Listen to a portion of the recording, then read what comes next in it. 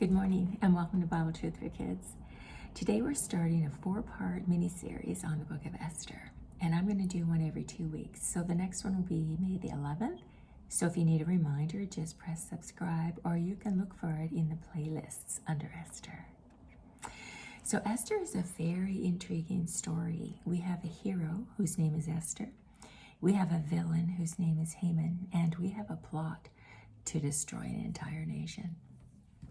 Now, the book of Esther is found in the Old Testament, so that means that it happened before Jesus came, and Esther is the last book of the books of history in the Old Testament.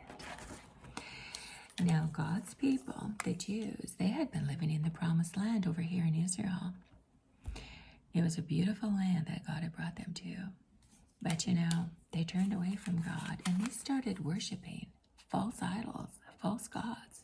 And they would not turn away from him. And so finally, God raised up the Babylonians to come against them. And they did. When they came, they burned down the city of Jerusalem. They burned down the temple. And they took God's people into exile. Now, exile means being forced out of your country. And they were forced. They were forced to walk all this way over into Babylon. That took them 5 months. It's a long way. Now, our story takes place 100 years later, and the Babylonians are no longer ruling the empire. It's the Persians. The Persians have a vast empire. Everything that you see in pink is ruled by the Persians, all the way from India to Ethiopia. Now, this is where Israel is, and some of the Jews were allowed to go back to their homeland, but you can see it's still ruled over by the Persians. But most of the Jews are still over here. And our story takes place here in Susa. That's the capital. Well, the ruling king at that time was King Ahasuerus. That's a mouthful, isn't it?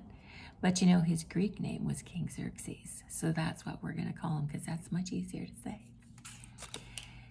Now, King Xerxes. Well, he was very powerful. He was ruling over the whole Persian Empire, which was 127 provinces. But he was also very boastful, very wealthy. He had immense wealth. But, he thought, what's the point of all this if I can't show it off? And so he decided to have a huge feast. Well, not just a feast, not just for a week or a weekend. It was going to last a long time. He invited all of his officials, all of his servants, nobles, governors, the armies of the Medes and Persians. They all came, and he showed off his wealth and his splendor and his greatness for 180 days. That's like 6 months. And in between all of his showing everything off, there was all kinds of festivities and feasts and entertainment. It was a wonderful time for everybody who was there to see how great he was. And then at the end of that 180 days, he decided he was going to have another feast, a special feast. It was going to be 7 days long, not just one banquet, like a whole week of banquets. Now, this is what King Xerxes' palace looked like. It was huge. And this part here was called the garden court, the outer garden court. It was enclosed, but these are marble pillars.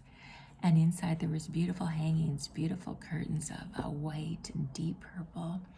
And there was gold and silver couches, and the whole floor was made out of special marble, special jewels. It was what we call opulent, very, very luxurious. Now, at this feast, they drank only from golden goblets of all different kinds. And at this feast, there was no limits. You could have as much to drink or eat as you wanted. So if you wanted 3 desserts or if you wanted 33, it didn't matter. No limits. And all the time that King Xerxes was entertaining his guests over there, his wife, Queen Vashti, was entertaining the women inside the palace. She was having her own banquets and feasts over there for the women. Now, after the 7 days of feasting, King Xerxes was feeling very merry. He had had lots to drink and lots to eat. And he called 7 of his servants over to him, and he said, now go and get Queen Vashti's crown, take it to her, and tell her to come over here and Now, Queen Vashti was very beautiful, and King Xerxes wanted to show off. He wanted to show her off to all of his guests because she was so beautiful. He wanted to display her beauty. Well, you know, the servants went over there with the crown and they told Vashti, the king wants you to come over. She said, no, I'm not coming. And they said, well, you have to come. It's a command of the king. You can't just say no to the king. But she said, I am not coming. I'm not going to do that. Well, they didn't have any choice but to go back to King Xerxes and say, well, she's not coming. Well, he was enraged. How dare she not obey his command to come over? And not only that, he was embarrassed because he had told all his guests that he was going to bring over his beautiful queen to show her off. How dare she disobey? So he had 7 wise men who were very prominent in the kingdom and very knowledgeable about Persian law. And he said, go and get those books. Go and get the books of the law, Persian law, and find out what it tells me that a king can do when the queen refuses his command. So they went over the books and they came back and they said, well, it does say something. Now, have you ever seen Persian handwriting? I mean, could you read that? I know I can. That doesn't mean anything to me. But that's what it looked like. They said, yes, it says something about it. And they said, you know, King Xerxes, it's very serious. Because if the women in the kingdom hear that Queen Vashti didn't obey you, the king, then they'll start saying, we don't have to obey our husbands. Queen Vashti does it. So they said, you need to send out a decree throughout the whole empire saying that you are denouncing Queen Vashti. As the queen, you're taking away her position. Well, King Xerxes said, yeah, that's exactly what I'll do. And so just like that, Queen Vashti went from being an important, beautiful queen of Persia to being nothing. She just was a nobody. Well, after that week of feasting was over and everybody left and King Xerxes had calmed down, you know, those wise men came to him and they said, listen, you know, you do need to have a queen. And we have an idea.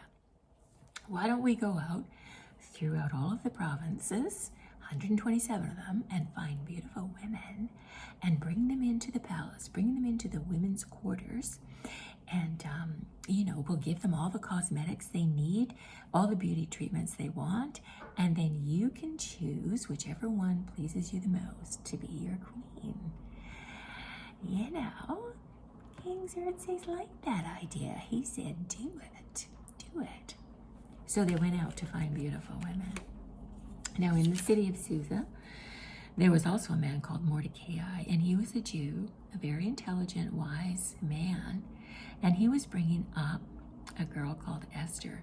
She was his cousin, because, you know, Esther's parents had died, and she didn't have anybody. And Mordecai brought her up as his own daughter. And Esther loved Mordecai, and she really respected him. Do you know, as those servants were going around choosing women, Esther got taken in with them. But Mordecai warned her. He said, Esther, don't tell anybody that you are a Jew. And so she didn't.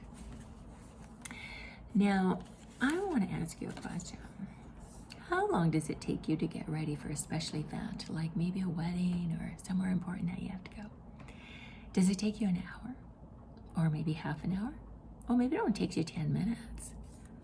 Well, these women that were brought into the palace, they were to get ready. They were to take 12 months to get ready. 12 months. I mean, can you believe that? So it'd be like living in a spa for 12 months. All the beauty treatments. I mean, I don't know what they were doing. But at the end of the 12 months, as each girl was ready, she went in to see the king by herself. They didn't bring them all in together like we do with the beauty contest. They brought them in one by one. And you know, a lot of these girls, a lot of these women, when they came in to see the king, before they came in, they said, listen, we want special clothes and we want special ornaments and jewels. And they asked for all kinds of things to take in with them. But when it was Esther's turn to go in, Esther didn't demand anything. She just took the advice of the people that were in charge of the girls, and she just took in what they advised her to.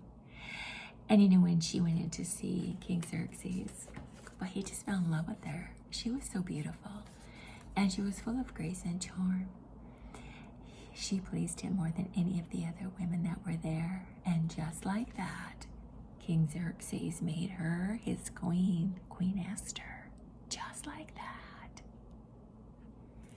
Now, after she became queen, she still didn't tell anyone that she was a Jew. She didn't even tell King Xerxes. Well, one day, Mordecai, he was sitting out by the king's gate, and he overheard two guards. These were the guards of the king's gate. He overheard them talking. They were planning to kill the king. They had it all worked out, and the plan was ready to go. Well, Mordecai, he got word to Esther, and Esther warned the king. Well, something like that has to be investigated, of course, and so they did, and they found out that everything that Mordecai had said was true. And those two guards were found, they were arrested, and they were hung on a gallows. Do you know what a gallows is? Well, have you ever played Hangman? You know, the game where you're trying to guess a letter, and if you don't, you start to draw a person. Well, this here is a gallows. So this is what a real gallows looks like. So the rope is put around the person's neck, and then the floor is kicked out, and so it jerks down, and the person is choked, and they die. It was very brutal, but it was also very quick. Now, something else that's important is that anytime there was anything, memorable or worthy of note, it was written down in the king's book, all the important things that happened. And so this was written down, that Mordecai was the one who revealed the plot against the king. And that's very important. We'll see in the next part of our story. Now, you might be thinking, well, we haven't talked about God yet. Isn't this a story from the Bible? And it is. But in the book of Esther, God's name isn't ever mentioned, not even once. But that doesn't mean that God isn't at work. He is always at work. Even though we don't see it and we don't think he is, he is. He is always working out his purposes and his plans. So the next time we get together will be part 2, and we're going to meet Haman, the villain, who introduces a very evil and destructive plot. So we'll see you next time.